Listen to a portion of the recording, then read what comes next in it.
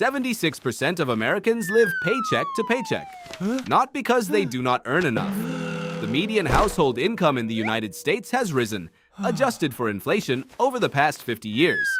People are earning more than their grandparents did, and saving less, exposed to more financial advice than any generation in history, and following less of it. The usual explanation is discipline. People need to try harder, budget better, want it more. But a growing body of research says the problem is not effort. The problem is that saving money requires your brain to do something it was specifically built to resist. This is the science of why saving feels so much harder than spending, and why the strategies most people use to fix the problem are fighting the wrong enemy. Let's start with the brain's most fundamental design flaw when it comes to money. Your brain does not treat your future self as you. Researcher Hal Hershfield at UCLA used brain imaging to study what happens when people think about themselves in the present versus themselves in the future. The result was striking.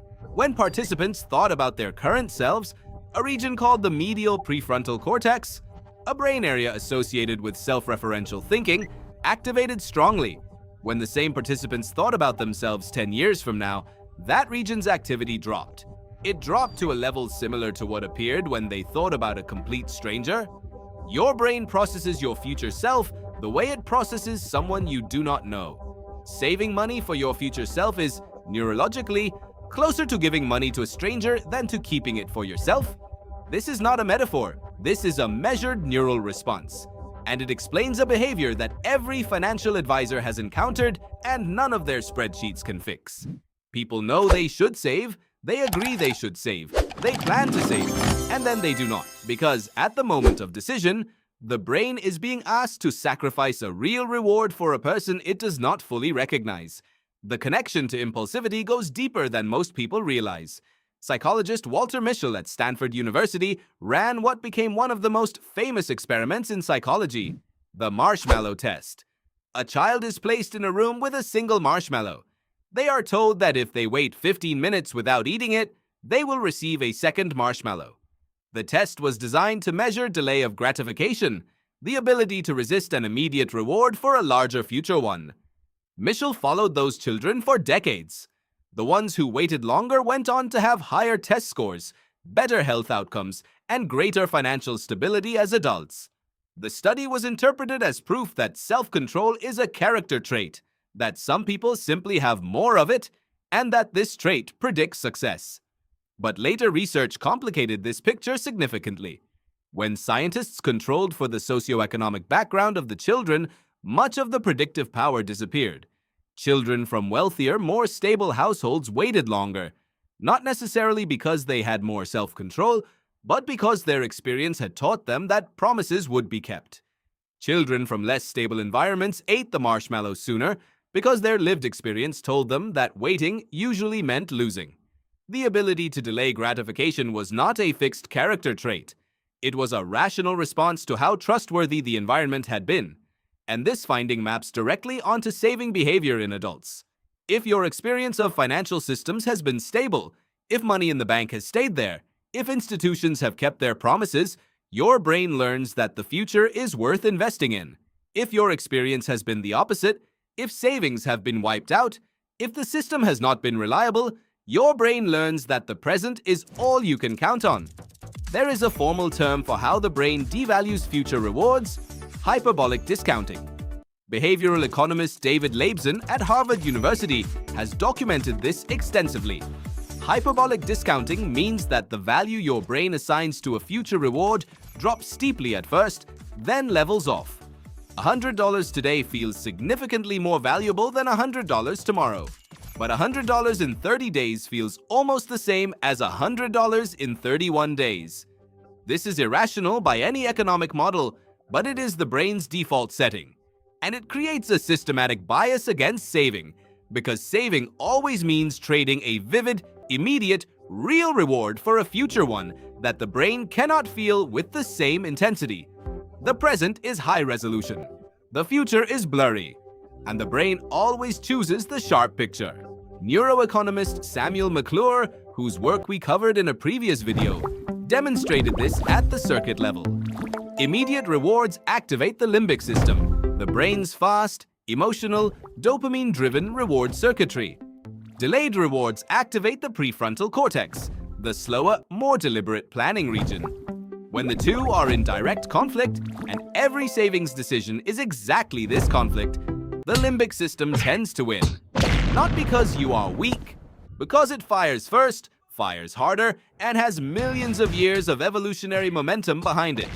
This means that every time you stand at a checkout and the question is, buy this thing now or save for something later, the fight is structurally unfair. The present reward has a champion with a faster punch. The future reward has a champion that shows up late to every fight. Willpower is not the answer because willpower is a prefrontal cortex function, and the prefrontal cortex is always losing the speed race. There is a second reason saving is hard, and it has nothing to do with impulse control. It is about how the brain categorizes money.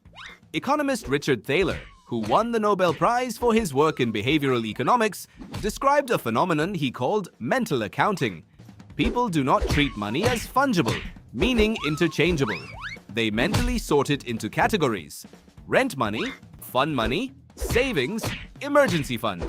And the rules governing each category are different.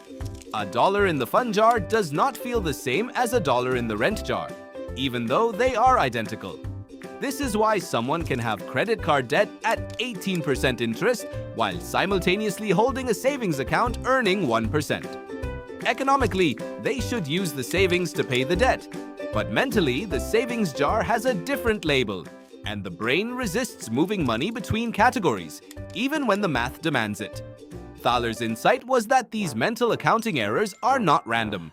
They are systematic and predictable, and the savings category, in particular, suffers from a structural disadvantage. Spending categories have clear, immediate, tangible rewards associated with them.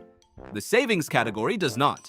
It represents an absence, money not spent, a reward not taken, a sacrifice made for a future self that, as Hirschfield showed, your brain barely recognizes as you.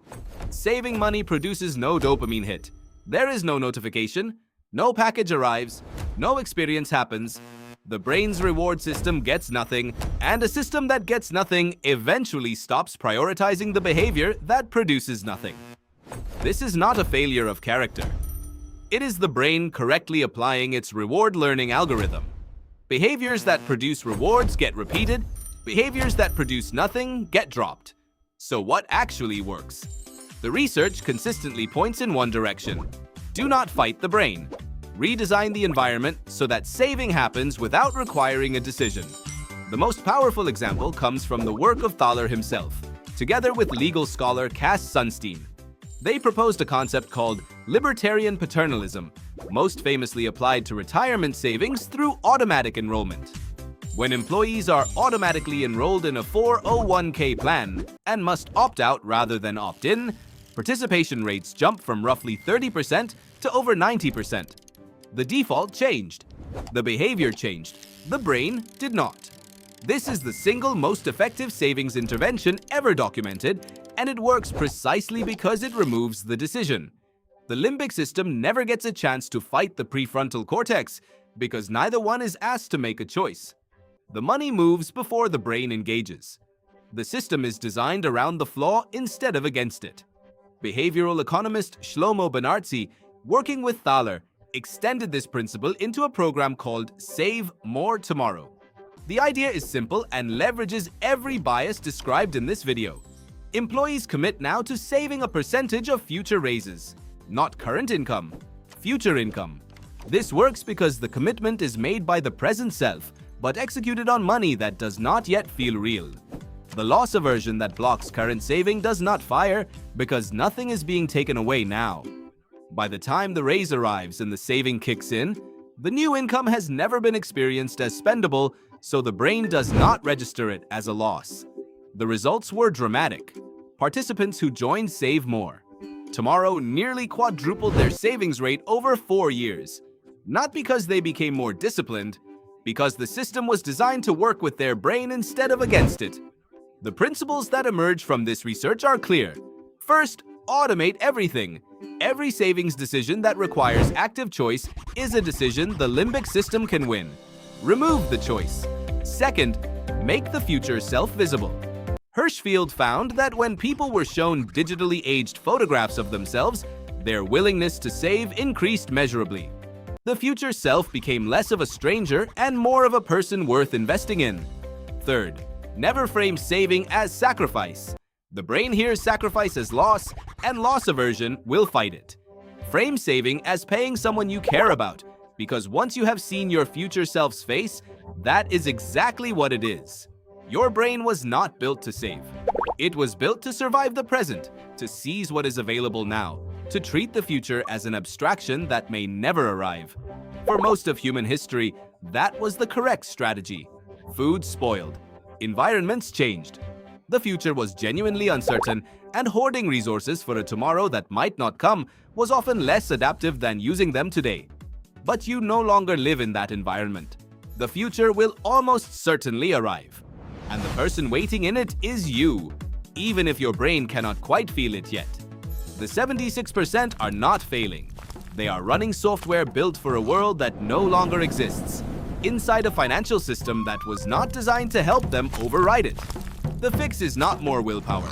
It is better design.